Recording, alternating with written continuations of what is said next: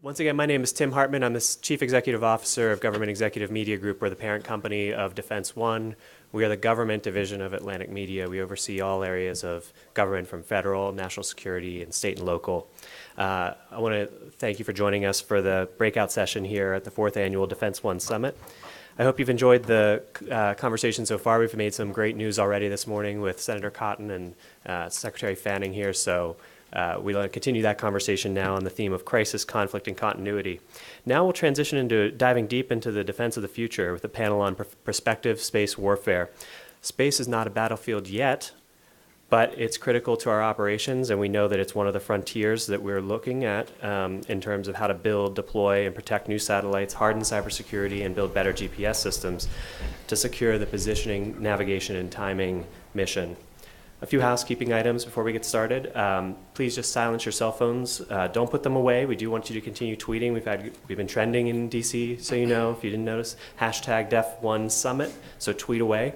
And this morning's breakout would not be possible without the wonderful support of our strategic underwriter, Booz Allen Hamilton. Thank you for making today's conversation possible. I'm pleased to invite Trey Obering to the stage for brief remarks. Trey is a retired U.S. Air Force Lieutenant General, former director of the Missile Defense Agency, and current executive vice president and lead of directed energy within Booz Allen Hamilton's Strategic Innovation Group. Trey, the podium is yours.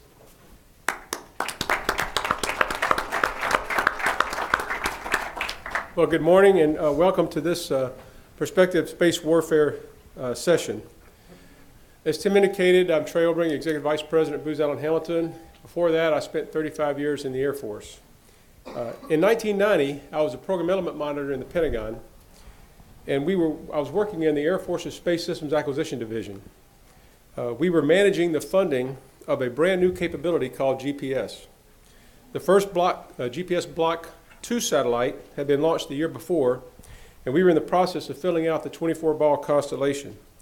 It was a very exciting time because we were still learning all of the applications and uses of PNT capability. Today, there's a whole generation of Americans that have never experienced a world without ubiquitous PNT capability, and it permeates nearly every weapon system that we rely on for our defense. I believe we're at an inflection point. In addition to the conflict with radical Islamic forces around the world, we increasingly face peer and near-peer threats from a resurgent and belligerent Russia and a very aggressive China. Now, since World War II, the threefold foundation of our U.S. national security has been our strategic intelligence, surveillance, and reconnaissance capabilities, our ability to project power globally, and our technological advantage across the spectrum of warfare. Space has played a critical role in each of these foundational elements. Also in 1990, this nation fought the Gulf War, which demonstrated our widespread reliance on space capability by the U.S. military. Where our space-based capabilities in 1990 were uncontested, that is not the case as we move into the future, as Tim said. Our ability to defend and dominate in space to meet these threats must be a key element of our third offset strategy, or with the new administration, their strategy to revitalize our national security infrastructure. This session will explore the space capabilities' critical importance to our national security operations and how to ensure that these capabilities are available for an increasingly dangerous future. I hope that you find this conversation of value, and please engage with them with your questions. Thank you very much. Thank you, Trey. I'll now introduce our panel. We look forward to hearing more from Booz Allen Hamilton immediately after this. We have a session following this that I invite you to stay for to talk more about these issues. To kick things off for this breakout session, it's my honor to introduce our very own Senior Editor of Technology, Frank Konkel. Frank will be leading our panelists through this important conversation. So please join me in welcoming Frank and the panel to the stage. So, yeah, I'm Frank. I don't want to waste too much time. We only have a half an hour to talk about what I think is the coolest subject at this entire event, space warfare, which Absolutely. Is pretty dope, if you ask me. And I'm not going to make any Star Wars jokes or Final Frontier kind of stuff. Like, we'll just keep that to a minimum. I want to go down the line here and introduce our panelists and give them a chance to talk. They all handle different aspects of this. And if there's feedback going on, I apologize in advance. Yes, I'm just the messenger. Do you have your phone in your pocket? No, good. Well, I don't know what it's causing it then. Well, hey, we can fight wars in space, but we can't get this panel right. Just kidding. Okay, let's go start immediately to my left. Go ahead and introduce yourself, Winston, and tell us about yourself and your job here. Sure. Thanks, Frank. My name is Winston Beauchamp. I'm the Deputy Undersecretary of the Air Force for Space and also the Principal DoD Space Advisor Staff Director. So I work for the Secretary of the Air Force, Honorable Deborah James, in her role there. My job is to integrate space across the Air Force and across the Department of Defense, working with the intelligence community and the rest of the national security apparatus. Good morning. Rear Admiral Brian Brown. I'm the Deputy Commander of the Joint Functional Component Command for Space, U.S. Strategic Command. That's a big mouthful. I work for Lieutenant General Buck, who is the commander. We have in our job jar basically the mission of operating the DoD's space program. And so across the scope of that, it's everything from warnings and assessments to strategic communications, strategic missile and theater missile warning, and then providing space services to the warfighters across the globe. I've been in the job for a little over 2 years. I'm not a career space person in the Navy by trade. I'm an oceanographer, meteorologist, hydrographer, but I've always dealt with space and a lot of intersections from physical sciences, timing, and those kind of things. So it was a natural fit for me to come into this community, and it's been a pretty exciting ride over the last 2 years. All right, good morning. My name is Scott Szymanski. I'm the mission manager for space for the National Geospatial Intelligence Agency, NGA. So again, been with that agency and predecessor organizations for 28 years, both as an imagery analyst for the first 14 years and for the last 14 in management. So the mission manager for space for NGA is a new position. It stood up in July of 2015, and part of it was Director Cardillo's focus on space and particularly the mission assurance part. So part of my talk today will be on how does NGA make sure we can accomplish the mission by using our sources that are either space-based or not. And I'll be talking about commercial and international, as well as national technical means that we get from our mission partner, the NRO. But again, NGA is not the NRO. We are the people that produce intelligence, one. The other thing that some people don't know about NGA is that we have a safety and navigation mission. We have a mission for mapping and charting. In fact, I worked with Admiral Brown a couple of years ago when I was working in a maritime organization within NGA. When we took on the statutory requirements from the Defense Mapping Agency when we merged back in the 90s. So we do have a safety and navigation mission as well in mapping and charting. So with that, Frank, back to you. Yep. So we're going to break this down. It's a very complex subject, and there's a lot of stuff to talk about. I thought the best way to do it would be have Winston give his big picture point of view first. Then we'll go to Brian, talk a little bit about the operations angle, then back to Scott to talk about his new position a little bit more. So Winston, give us that top level view of how we view space right now. Thanks, Frank. So as General Obering very nicely laid out, space is not just integral to everything that we do in the military for operations across the Department of Defense, but also to modern life in Western society. So the systems that we use to navigate and position and target and gain situational awareness and securely communicate for command and control are the key enabler for decision advantage and timeline advantage for the United States and our allies. But it also is a key dependency for the way we operate our modern society, whether it's every financial transaction you make with a credit card. Wall Street transactions now are timed off a very precise signal from GPS. Satellite communications to be able to coordinate and communicate around the world, all of which is dependent upon space.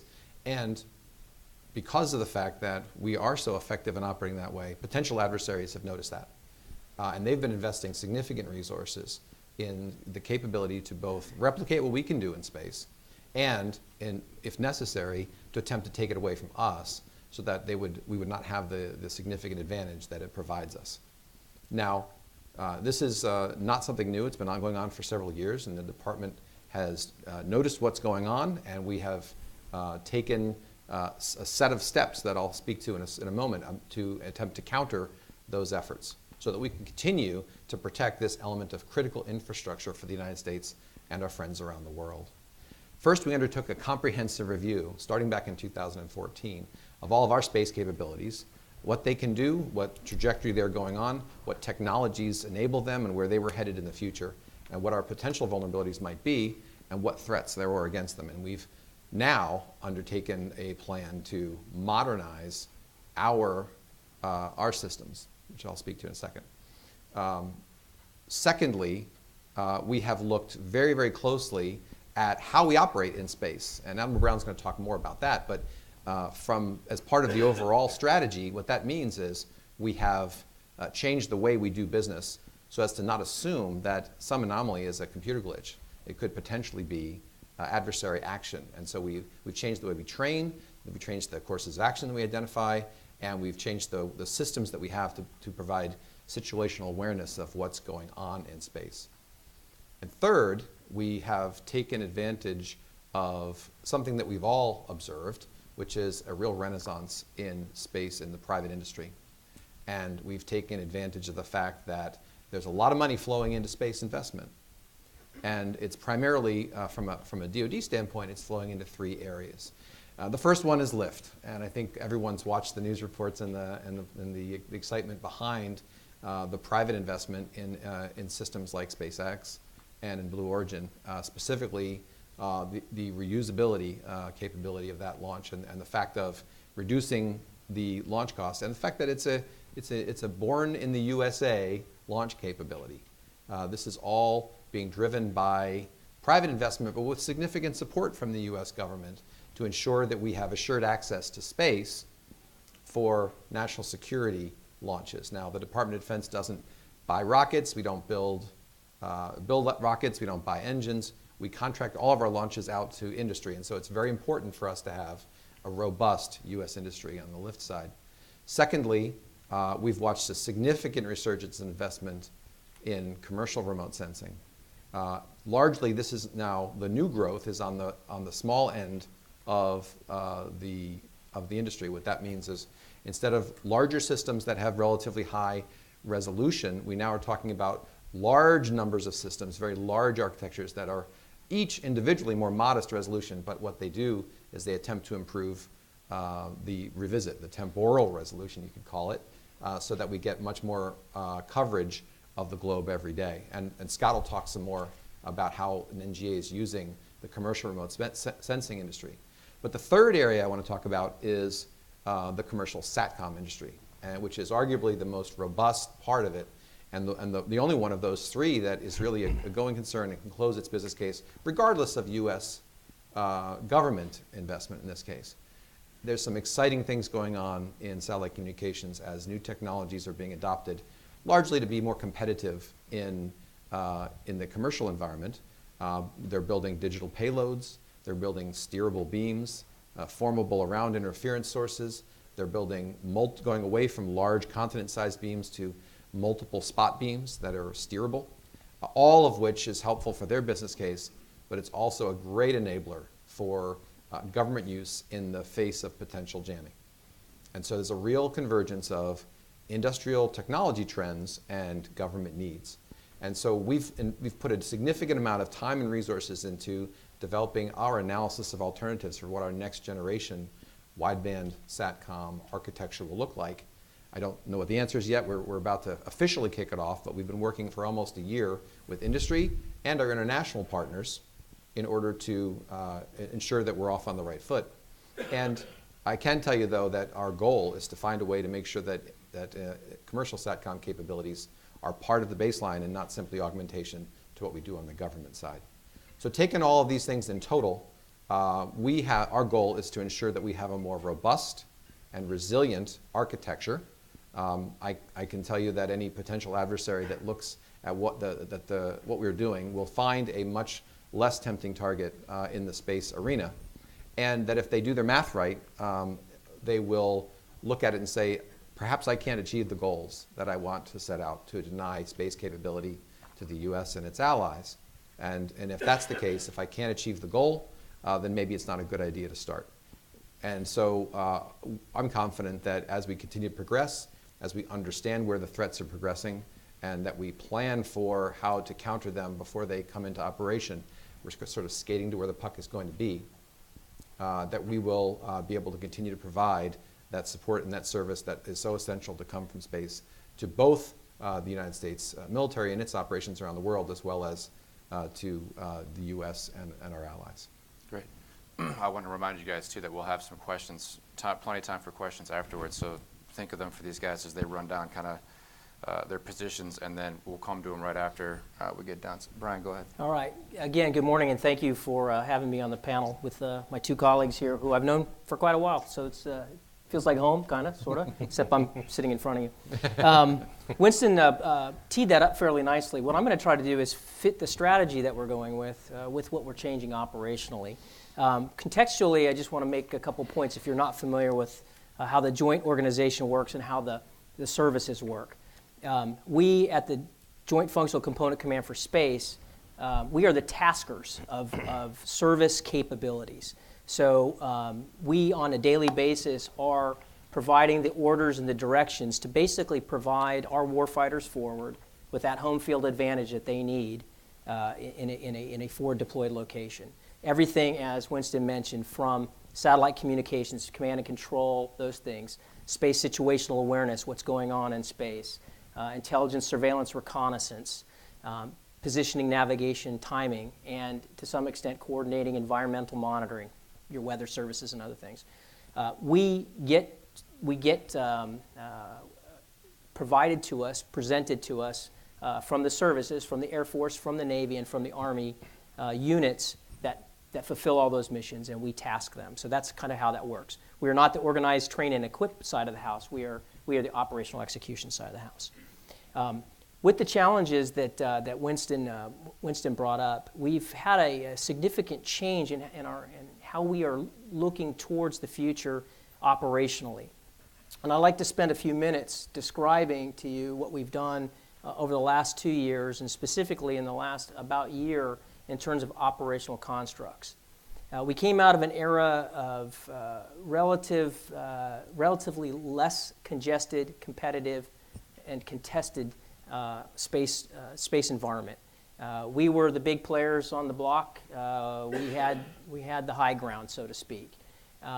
But as Winston noted, others around the world have noticed that and are pursuing capabilities to deny that. And that's a logical evolution, I think, of how that works. Additionally, commercial space and other things have created more payloads in space and more potential debris and other things that we've had to contend with over the last few years. When I first got to the job, our focus was really about what I would call safety of flight. It was really about safety of navigation, cataloging, ensuring that satellites didn't run into each other, and there was a lot of effort going on to that. But we were noticing and taking notice of other trends in the environment, and we knew that we had to get more forward-leaning and change our culture and change our processes to get after what we call the protect and defend mission a little bit harder. We started talking about it. The current commander of Air Force Space Command, now General J. Raymond, was my boss early on, and started talking early. And General Hyten, who's the new strategic commander, Stratcom commander, started talking early in 2014, early 2015. And there was a confluence of things happened. Some of these reviews that Winston mentioned, visibility from leadership all the way up to the White House, generated a lot of activity, which has led to investment in the operational side. Our biggest piece that we've invested in over the last year is something we're called the Joint Interagency Combined Space Operations Center. The short title, JICSPOC. And if you need me to repeat what that is, I will afterwards. But we started the development of a capability, number one, to experiment and to look at how we need to face future potential challenges. Future potential challenges we see not only from the terrestrial environment, think of a direct descent type of ASAT, anti-satellite capability, but also the potential for on-orbit anti-satellite capabilities. How would we protect and defend against those things? All the way from a kinetic to a non-kinetic, from passive to active defense, from cyber to active onboard defense capabilities on our satellites. How would we get from A to B? What do we need to do? So the JICSPOC stood up initially as an experimental center. but we quickly realized that it would have an operational role. The GeoINT was stood up at Schriever Air Force Base. It is now operational. It has a portion of our operational mission ongoing today. It is a place where not only the DoD can sit, but it's a place where the National Reconnaissance Office, as another primary satellite operator in national security space, as well as the intelligence community sits. And it's a place where we can have a unity of effort in the space domain to be able to tie together operations through indications and warnings to be able to defend our satellites. So we've been on a quest. It's a pretty steep and fast quest to get the GeoINT stood up, and it is, like as I said, it's up and operational today with some of the mission. There's still a ways to go as we transition to it. What the GeoINT allowed us to do, though, was another area that I think we needed to focus on a lot, which was how well are we supporting those warfighters forward? How proactive are we with the theater commanders in understanding what their needs are forward and being proactive in tailoring satellite communications, tailoring position, navigation, and timing, tailoring those things to their future needs. I'll tell you, between the cataloging function and trying to get after the space defense function, we kind of were in a reactive mode, and we needed to lean forward. So with the stand-up of something we call the 18th Space Control Squadron, which has taken over the tactical operation, if you will, for cataloging, that stood up here over the summer. With that, and with the GeoINT focusing on the space defense, we're now turning inside our own lifelines with the JSPOC, and we're leaning forward and we're making connections with the theater commanders, PACOM, EUCOM, CENTCOM, and we're starting to get forward leaning with them into their campaigns, their plans, and their operations in a way that we haven't been able to do over the last couple of years. It's a very exciting time for us because it's we're changing a lot of things all at once, but it's all to get after that tying together, protecting the space joint operation area to enable those warfighter effects forward. The other exciting part about the last couple of years, and Winston hit on it, and Scott's going to hit on it a little bit more, is both our allied and our commercial intersections. We've always had allied Five Eyes, read UK, Canada, Australia. We've always had embedded officers at the Joint Space Operations Centers at Vandenberg. But in the last 2 years, our allied participation, all the way up to our highest level exercises, has increased. Our amount of work to do mission sharing across the broad spectrum of space operations continues to increase. And we're seeing a tremendous amount of cooperation in areas like space situational awareness. Australia is hosting a C-band radar in the southern hemisphere, which is coming into operations here shortly. We just ran through the test and evaluation period. That will come into effect for us and give us a great insight into an area of the world that we haven't had visibility from. So an exciting time with our partners on the allied side, in addition to sharing and the potential of reaching out across SATCOM and other areas. And the other place is in the commercial world. We stood up about a year ago a commercial integration cell as a pilot program inside the Joint Space Operations Center. That has garnered a great amount of cooperation with the commercial satellite industry in general, but primarily has really helped us embed and get tight with in operations space with those primary commercial entities that support us on a daily basis, some of which Scott will mention here in a couple minutes. So with that, I hope that gives you a flavor of what we're doing. It's really focused on a lot of different areas. We're improving space situational awareness. We're focusing at the tactical level on cataloging. We are working and leaning forward harder with the geographic combatant commanders in the change phase of the Joint Space Operations Center, and we are building up a capability to get after exactly what Winston was talking about, defense of our critical space assets. So protect, defend, and come up with really cool acronyms. What's the JSPOC mean again? Yeah, so JSPOC, Joint Interagency Combined Space Operations Center. JSPOC, I Joint asked those Space for the- Operations Center. I asked those for the reporters in the audience, Yeah. because when I listen to these, I'm always like, what the heck does that mean again? All right, so Scott, give us your point of view here, and then we'll go into some questions. Okay, great. So I'm going to give you an intelligence community agency level view of our dependencies on space and what Director Cardillo has asked me to do as the mission manager for space. One of the main things I've done over the past year is work on the GeoINT, which stands for Geospatial Intelligence, GeoINT Mission Assurance Strategy. So I'm going to give you the tagline up front. It's resiliency through diversity. So when I started 28 years ago, we did not have a diverse source base of what we used to do geospatial intelligence. We had NROs, NTM systems, NRO, National Reconnaissance Office. NTM is the unclassified way to say National Technical Means. These are our classified satellites in orbit. We had very few. I worked on a light table using real image flats. It was awesome. I thought it was awesome. So I think it's cool. I think it's old school, yeah. Yeah, my light table's in a museum right now. It really kind of hurt when I saw that. So we're in a different environment now. So the resiliency through diversity is basically this. It's a layering. Winston talked about it as layering in a previous session that I had with him. It's a way to make sure that NGA can accomplish the GeoINT mission should, you use the 3 Cs, the environment of space be contested, congested, or competitive. How do we operate through that? And frankly, I'll tell you right up front, my mission assurance strategy would be the same whether we were in a contested environment or not, because this is the way we're gonna go forward, especially with international partnerships and commercial partnerships, which you can call it the small sat industry, new space. Driving in this morning on WTOP, I heard that SpaceX just applied a license for FCC for 4,425 launches. So it's going to change. There's not that many satellites up there right now today.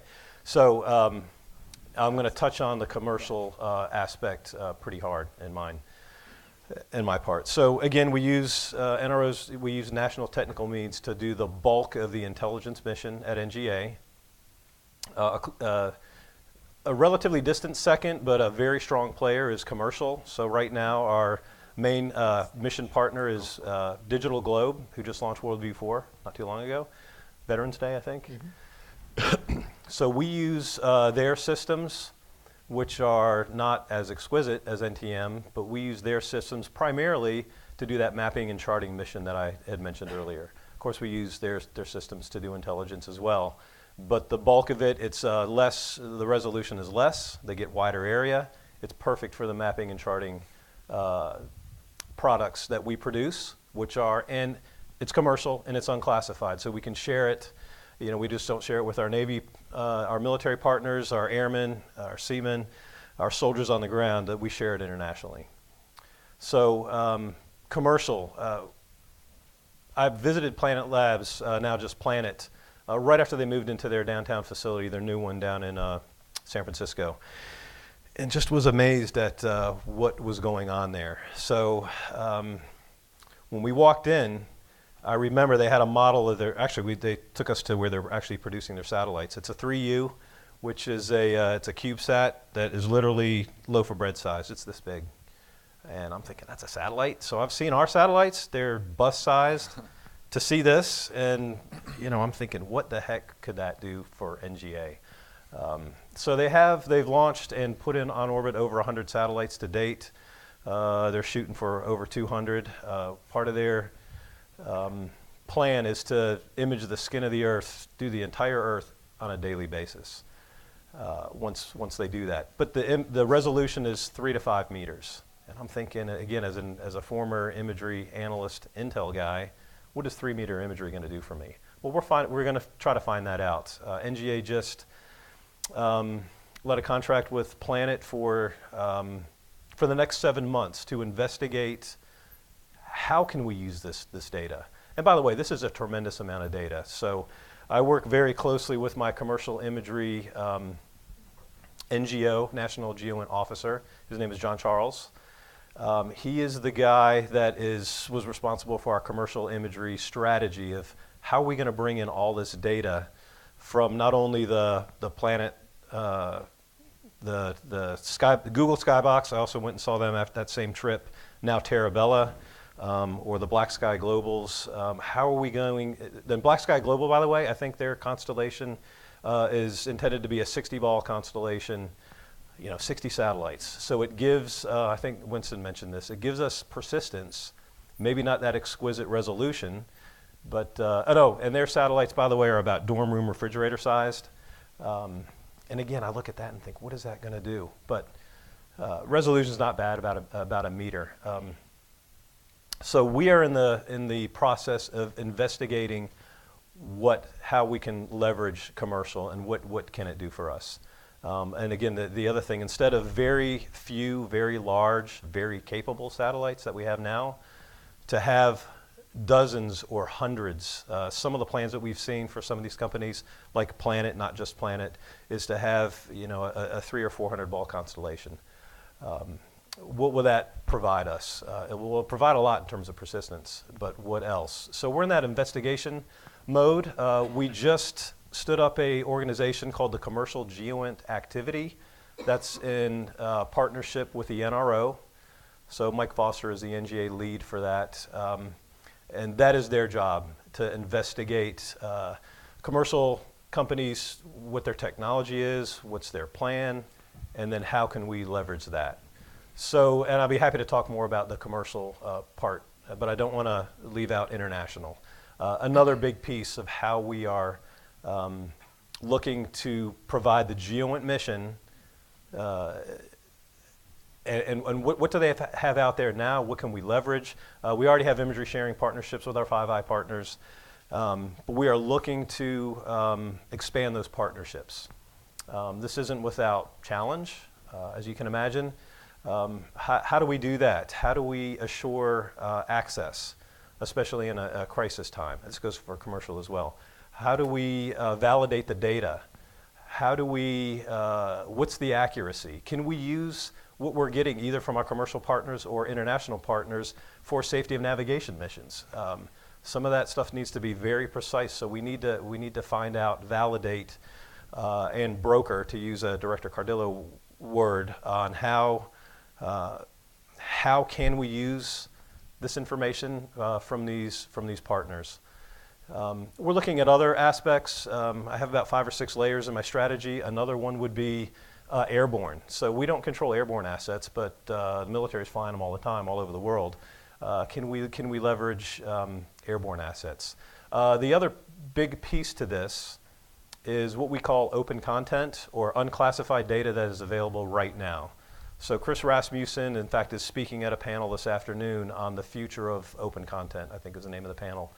In fact, he's running a Pathfinder with an NGA where we have a group of people sitting in an unclassified part of our building to go through the internet, to go through Twitter and YouTube, and to see, to pull out that geospatially enabled data. So that is imagery that, again, that has a geospatial component to it, and then fuse it with our data in order for intelligence purposes. We do a lot of other work with humanitarian assistance and disaster relief, so that's hugely helpful in that area as well. So Nepal earthquake is an example, recent hurricane. We leverage the unclassified sources and also Digital Globe to do those kind of assessments for humanitarian reasons, disaster relief reasons as well. So the whole landscape is changing. Absolutely. Right? Before we get to some audience Q&A, I want to say there is a baseline policy that was written back in the 60s, right, that sort of governs, is it rules of engagement? It's an outer space policy or something like that? The Outer Space Treaty, that's right. What is that actually? And then has that changed over the last 50 years? So the Outer Space Treaty is the agreement between nations to define how nations interact in space.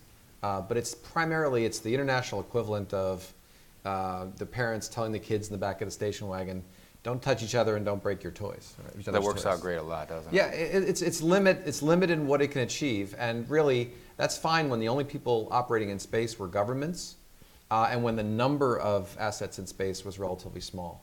What we need to do now is take into account the fact that there's tremendous commercial opportunity in space, that more and more operators are launching systems in space, some of which are maneuverable and some of which are not. As Evan Brown said, we give warnings today for potential conjunctions or intersections in space. We need to develop rules of the road that define norms of behavior so that we don't have very popular orbits get congested with debris. Debris is a significant challenge as more and more satellites get launched. Evidence the 2007 missile test, anti-satellite missile test the Chinese conducted, where they created over 3,000 pieces of debris in a very popular orbit, much of which we still continue to have to dodge around today. And so there's a difference between responsible behavior in space and irresponsible behavior. We want to define what responsible behavior is. We would like our industry groups to help us through their technical working groups to establish norms of behavior that are consistent with their business models, and then work with our international partners to establish them, codify them through treaty agreements to build upon the work of the Outer Space Treaty. And I know from the movie Gravity that space debris can be quite hazardous, in case any of you saw that. Right. I'm sure it was entirely accurate factually. Okay, so we have some time for some audience Q&A. The gentleman in the front here, and we have a mic, and since we're recording this, just give her a second. Morning, Colin Clark, Breaking Defense. So you've got the JIXPOC doing War. You've got the 18th doing cataloging. The JSPOC is doing what? And exactly how are we drawing these lines now, as best you can describe it publicly? Best I can describe it is the GeoINT looks at on-orbit capabilities above 100 kilometers and provides oversight through SSA, space situational awareness, tasking, and looking at maneuvers and passive defense up to potential future active defense on how we keep all that stuff in space safe. The JSPOC works forward with the theater combatant commanders and aligns operations on a daily basis from SATCOM, PNT, and other things. We task our units to align to the missions of our forward GCCs. So they're looking forward, supporting the warfighter directly. The JIXPOC is looking up and monitoring those things in space through space situational awareness, indications and warning to keep us ahead of anything that should become dangerous in space. With that, the 18th Space Control Squadron took over the main day-to-day safety of navigation, safety of flight piece, and they coordinate directly with the JIXPOC if there is changes of the space environment that we need to focus on. Does that make sense? Just think JIXPOC, space defense, JSPOC, theater support, 18 space controls, basic safety of flight. Next question. We got a couple here. Let's get the guy here, and then we'll go over to the gal in the blue, and then in the front. Hi, John Donnelly with Congressional Quarterly.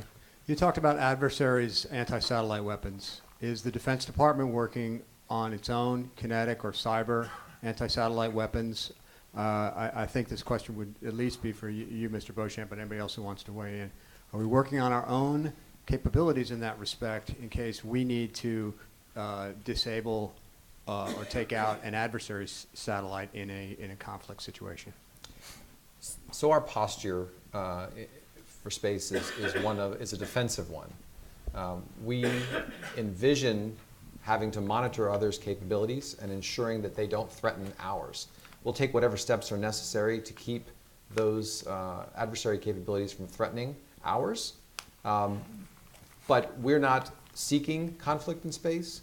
We're not seeking to escalate conflict, and we're certainly not seeking to get into a competition on the offensive side. Our posture is primarily defensive, but we will do whatever is necessary to make sure that our assets can continue to operate through such a conflict if it were to occur, which I think is in no one's best interest at this point. Hi, Courtney Albin with Inside the Air Force. There's been a lot of work over the last few years to develop a resiliency framework for space, and I guess I wonder, as we head into a new administration, how survivable is that framework, do you think, so, going forward? So there's been quite a bit of progress in this area. One of the things that we've learned over the past couple of years is the fact that there really isn't a one-size-fits-all solution when it comes to that resiliency framework that you referred to. We have 7 mission areas in space, each of which require a different combination of resiliency and mission assurance characteristics or attributes.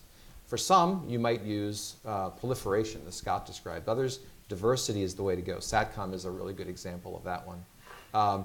You also are looking at the potential for disaggregation, the potential for distribution, and there's and some mix of protection, all of which combine to provide a resiliency posture for every mission area. But none of them are going to be the same, and we're trying to balance the need for protection with the resources available to ensure that we're doing so in the most cost-effective way possible.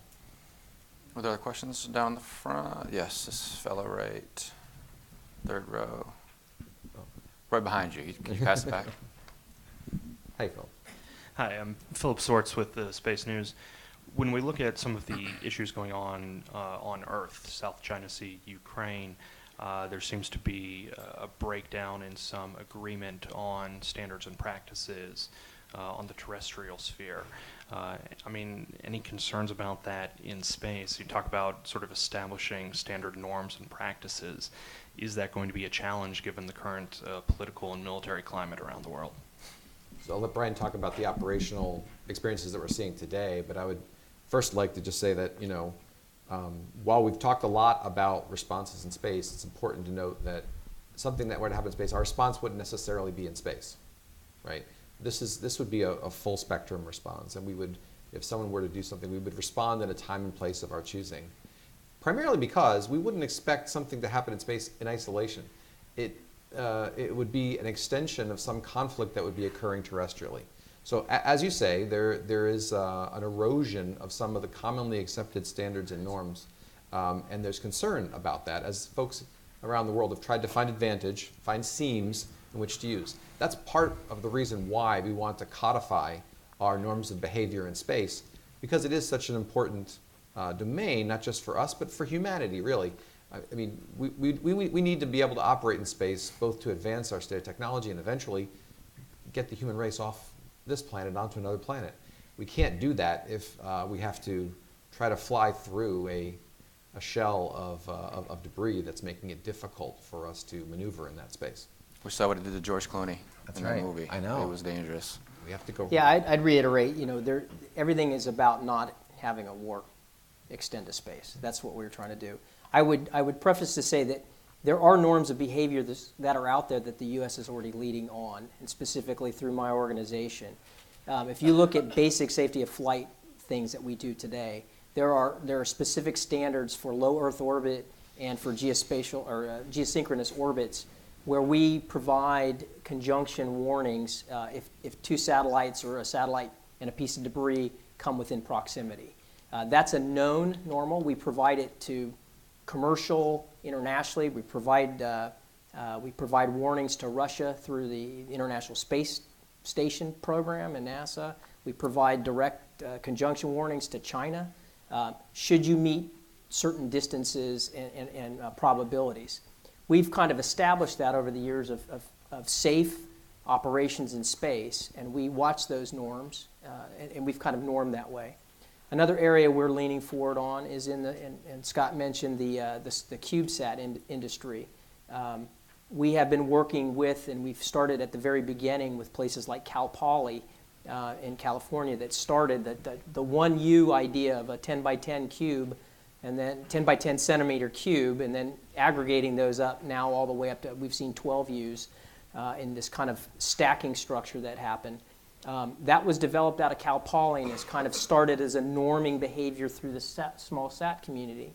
We started very early with them about talking with Cal Poly and the small sat community about how you could partner with JFCC Space and the Joint Space Operations Center, and how you could get pre-screening, and we could provide you indications of your health on orbit and other things like that, all with the idea of norming behavior in that space and providing safe operations. And so far, that's working pretty well. So I want to say that much like the maritime laws that we have, they established over time by safe and responsible behaviors and patterns of life. And that's something that we are pushing for in a lot of different areas so that we don't have miscalculations in space. I have one last question too for Scott. You talked about the data sort of deluge that you're going to be getting, already are. How do you handle that on the back end, on the tech side? Because you're talking about ingesting probably terabytes of information or more, maybe in real time, but all the time. I know you guys in the IC have a cloud computing platform commercially available to you now within the IC. And are you guys able to use that? How do you handle the back end stuff? So yes. Well, I wanted to make one comment about how we're going to do the data piece. We are not going to buy every pixel that, for instance, Planet produces. We're looking at buying not only the actual imagery, the pixels, but also services and in order to, and analytics. So we cannot have our analytic core plowing through all this data on a daily basis. So we're setting up algorithms. So heck, I remember doing automatic target recognition algorithms 25 years ago, and they were terrible. We didn't think we'd ever get there. And we're getting closer there now. And I think social media has helped that. Facial recognition stuff that's on my phone, that's amazing. So not just buying data, but buying services, having automatic change detection services. So we might tell Planet or Terabella to, hey, let us know if you see something change in this area. Our refugee camps in Syria exploding. Then if there's an indication, and we may just get, hey, look here, then we can go there with our more exquisite imagery providers. So the tsunami of data that John Charles talks about is going to be a huge challenge, and it's going to change the way we do our work. I wish we could talk for another hour on this, but we've got to roll out for lunch. So I want you guys to thank Winston, Scott, and Brian for their time, and enjoy the rest of your afternoons.